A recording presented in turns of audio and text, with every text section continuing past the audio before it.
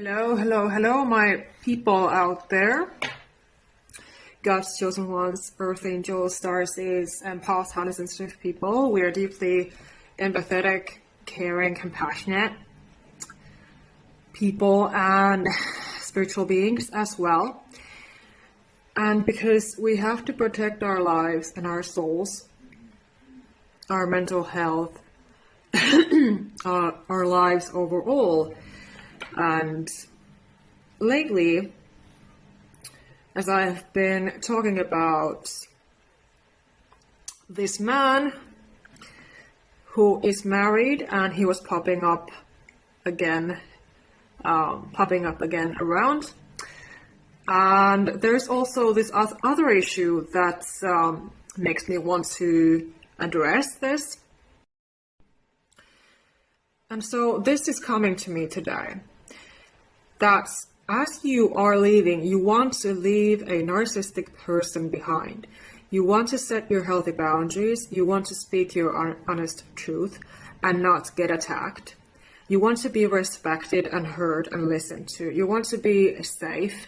You want to be treated like a normal person with human worth. So don't be amazed if you are standing up for yourself and setting those boundaries and a narcissistic person attacks you, because they are not used to you setting those boundaries.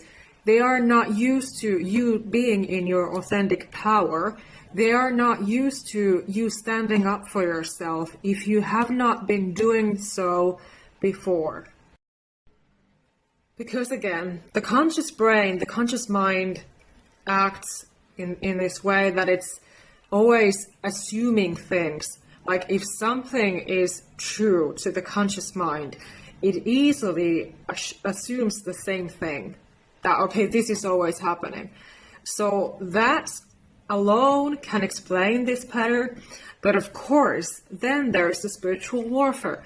Then there are psychic attacks. Then there are curses, black magic, witches, warlocks, and so forth. Then there is the spiritual realm. Then there are demons and devil. So all together, when we are combining these things together, it's no wonder that we get attacked. Because again, they do not like that we stand up for ourselves. They do not like that we shine our light. Because these narcissistic people, they act in patterns. And usually devil uses them to attack us. And they have demonic entities within them. So how could we explain things rationally to them? We usually cannot, because they do not look in the mirror and take responsibility. So do not be amazed if they attack you. You set your boundary, you say no. When you used to be pleasing them, you used to be conforming into what they wanted from you. You used to be giving to them what they wanted out of you. And now you don't. You stopped doing that. You stopped pleasing them. So now they're like, what is going on? I don't know how to deal with this person. And so when this person does not respect you, they will show it to you in their actions, in their energy. You will feel it, you will sense it when you really tune in, and you do not overlook the red flags. You keep on standing up for yourself. You keep on speaking your truth no matter what. You do not let them get you down. You might feel stress and panic, yes, which is completely normal. It is a completely normal trauma reaction, especially as a highly sensitive person. When you want to, you are supporting yourself. Your body is healing and supporting itself. So these things are coming up. They are coming up as a sign, as a lesson for you to support yourself even more. But yeah, this is what is really powerfully coming to me today regarding these events that have been happening in the last few days. I was going to continue talking about this yesterday, but then I didn't. But then I was like, okay, I'm going to be recording something today, because there have been basically 3 people against me today, and one of them is the man that I just talked about in my last video, who is married and who was attacking me and hurting me again, hurting my sensitive feelings. And so it's clear to me that he's not taking accountability or responsibility. He does not want to face the issues. He cannot face how he has treated me. And it's very clear to me now. And because I love confidence, of course, I teach confidence to my clients. If you book sessions with me or buy my self-help book, my work is here to help you be the empowered, the more confident version of yourself, who you are supposed to be. We're not supposed to be doormats and putting up with garbage treatment. Like we have no opinions, like we are not allowed to speak up. Like we are not allowed to set those healthy boundaries when we have to and say no when we have to. So confidence, of course, is important. That the more you become more confident and support yourself, you become stronger in that way, that it's a lot easier for you to say no. It's a lot easier for you to stand up for yourself and set those boundaries. And so this is the difference. If you have been dealing with a similar situation, for example, a narcissistic ex or someone else who has been used to just using you, taking advantage of you, when you stand up for yourself, they will be lashing out and attacking you in different ways. They might test you in different ways, try to manipulate you, pull the strings. Can I do this? Can I do that? What reaction will I get if I try this, try that? They can try breadcrumbing, for example. They can try silent treatment. These are common tactics in these manipulative narcissistic people who will try to attack us in different ways, and to gain power and control of the situation.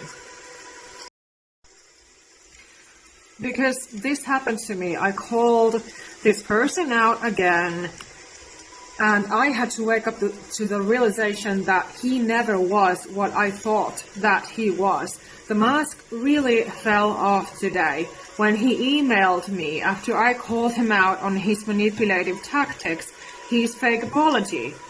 He attacked me, lashed out on me in this passive-aggressive way that he emailed me, okay, if you have nothing good to say, then goodbye. When I had already, before that, said goodbye to him, drew my boundaries very clearly. I said, no, you cannot treat me this way. Do you understand that? You don't seem to respect me. I had said everything that was important to me. And so clearly he was only seeing his own needs. So yes, this can happen. When you call a narcissistic person out, they can call you very likely inappropriate, like you are the villain, you are the abusive one, you are so inappropriate. How dare you to set your boundaries and call them out and speak for yourself and stand up for yourself and say how it is. How dare you do that? How dare you speak the truth? But again, at the same time, you can think to yourself, okay, this mask is coming off now. Okay, this person is not who I thought that they were. And I was in love with this image. I was not in love with a real person, apparently, because this person has sold his soul to the devil, and he is not my person. And of course, if any of those tactics don't work, they tried the victim mode, for example. They play the poor victim. None of it works. You're not giving anything to them. You're just standing up for yourself and still setting those boundaries and speaking your truth. They might even try to frighten you. They can try to use reactive abuse and coercive control on you. So don't be amazed if they try to make you feel scared, if they try to attack you, like they threaten you with something. They threaten to take something that is of value to you. But that is just one of their tactics to make you scared, to make you be the victim. And yes, of course, if they are not used to people standing up for themselves, they are not used to people saying no to them, they are not used to people having the power and control. They are, for example, in a position at their job that they are very unprofessional towards you, but they are using that power and control, that coercive control against you, because they try to have all the control out of the full situation. So of course, this can be very hurtful and very scary, yes, but again, you have to support yourself and your nervous system, and for example, take a deep breath, tell yourself that you're safe, that it's only words, it's only usually energy and words that they are trying to use against you. And of course, at the same time, I think it's good to remember that someone who actually cares about you, someone who actually loves you and respects you and your space, your home, whatever matters to you, they will show it in their actions. If they love you, they will show it in their actions. You will have authentic apology. You will have accountability and responsibility from them. So you won't be standing there alone. But of course, anyone who is really respectful and cares about you, they are transparent, they have nothing to hide, they don't lie to your face, they respect you overall. They actually care about you and your well-being. They want the best for you. So it's going to be showing up in their energy and how they treat you, how they talk to you. So they are not even toxic. That kind of a person, it's not toxic. So clearly, if they are not being healthy, then they are being inconsistent and toxic. And yes, they can try these different things. They can try, for example, smear campaigning you to other people, like you are the problem, you're the villain, you're so difficult, you're so crazy, blah blah blah. Or they can try the triangulation, which means that they are dragging other people into the picture of that situation. So they try to turn everyone against you that they can turn against you. They try to use everything that you have said or told them in any way, whatever it is that you have given them. They try to turn all of that against you, like you are the crazy one. They might even make some worry reports behind your back about you. I think it's very good. It's a good tool to remember this, to remind yourself that it is seriously only energy and words. If they are threatening you in any way, you have the right to take it to the police, for example. We should have authorities to help us in these situations. Of course, pray about it, yes, of course. But at the same time, I think we deserve help and support too, like I always say. You're not supposed to be alone in these situations. So, to stay as calm as possible, to calm your nervous system down, I think it is very helpful if you can remind yourself that they are just using words and energy against you. That it's basically an illusion. And the more they give you proof, for example, emails or whatever it is, they give you documents that they are attacking you, then you have more proof that they are attacking you. And you have more proof to take to the police, for example, if you need to. So do what you have to do. Listen to your intuition.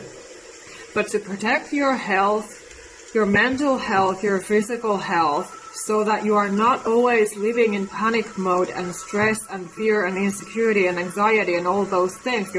You're not like feeling like you're walking on eggshells always, fearful and anxious. when they are trying to cause you that, refuse from all of that energy, intentionally, consciously refuse. Because again, you cannot rationalize with a narcissistic, demonic person. You just can't. They are so toxic and immature, they just don't hear you. They do not understand what you're saying, and they don't even read like a normal person would read an email, for example. They don't do that. So there is no healthy respect in their behavior towards you. So, of course, going no contact as soon as possible, going silent, going no contact is healthy. It is self-protection. But of course, at the same time, I understand if you're angry and you feel the need to be speaking up. That is also very healthy. And you have to do what you have to do. But yes, do not fall for their games, because it's not worth it. It's only an illusion. They are trying to use these tactics, tricks against us. That is what they do. And it is spiritual warfare. They are psychic attacks. They are demonic attacks.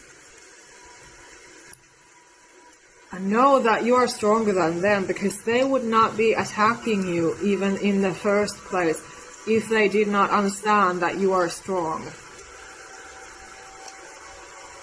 So I think it's very liberating when you can remember that you are not the problem and you are stronger and wiser than them. And just be holding on to that truth. And also a kind, honest reminder that narcissistic people do not reflect. They cannot look in the mirror and reflect on what they have done, how they have treated you. So instead of that, they can react emotionally. That is what they can do. They can attack and threaten you, try to scare you in many ways. So they are showing that they are reacting emotionally. For example, an apartment manager can be threatening to end your lease just because you have stood up for yourself. They can be calling you inappropriate. They can be trying to claim that you are the problem. But again, it's only words, it's only energy, it's only an attack.